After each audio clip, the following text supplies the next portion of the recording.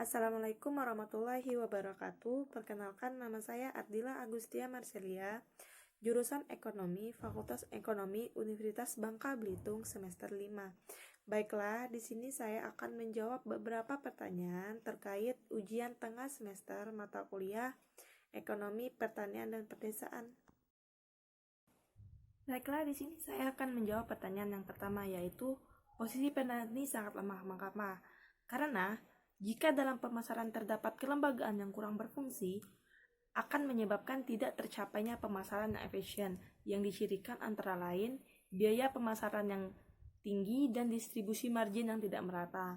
Tidak tercapainya pemasaran yang efisien dapat dipandang sebagai indikator adanya permasalahan dalam kelembagaan pemasaran dan menyebabkan posisi petani sangat lemah di pasar faktor maupun pasar input. Baiklah, selanjutnya saya akan menjawab pertanyaan nomor 2. Petani secara umum adalah price taker, setujukah? Kalau menurut saya, untuk saat ini memang benar bahwasannya petani merupakan price taker atau penerima harga. Tetapi, tidak menutup kemungkinan kedepannya petani bisa menjadi price maker atau penentu harga.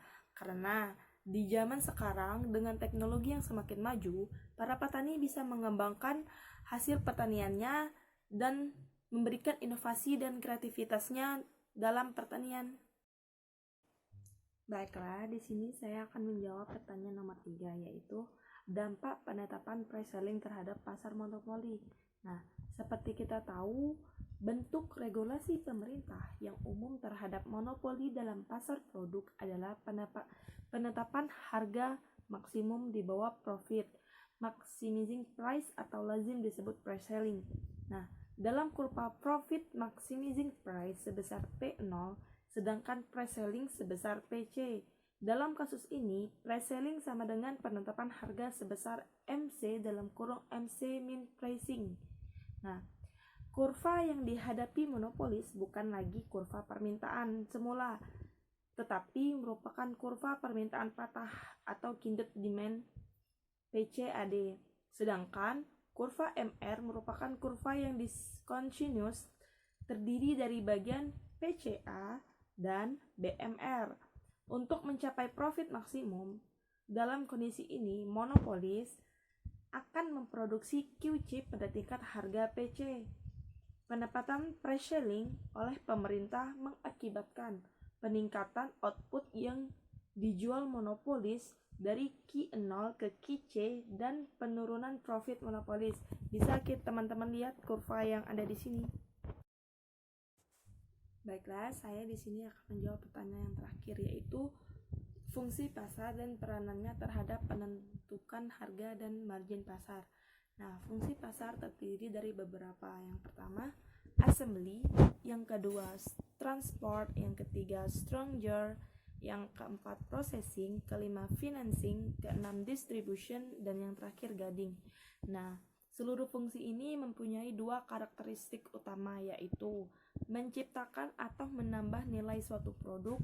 Yang kedua, membutuhkan berbagai input untuk menjalankannya, dan konsekuensinya membutuhkan biaya. Nah, hal ini mendorong para pelakunya, termasuk petani, untuk berkompetisi dalam menawarkan jasa-jasa yang diperlukan. Sejalan dengan semakin meningkatnya pendapatan, kebutuhan konsumen terhadap produk-produk pangan yang aman dan berkualitas ikut mengalami peningkatan. Demikian juga halnya permintaan terhadap jasa-jasa tersebut, yang pada gilirannya akan mengalami peningkatan dalam proporsi harga yang dibayar konsumen. Sejalan dengan pertumbuhan pendapatan, margin pemasaran cenderung meningkat. Margin pemasaran dimaksud adalah selisih antara harga suatu produk tingkat eceran dengan harga yang diterima, yang dikenal sebagai retail farm margin. Nah, margin pada kenyataannya menggambarkan nilai tambah yang terjadi pada rantai pemasaran, yang mana konsumen bersedia membayarnya untuk suatu harga tertentu. Secara umum, yang dibayar konsumen tidak lain adalah utility yang tercipta melalui sistem pemasaran.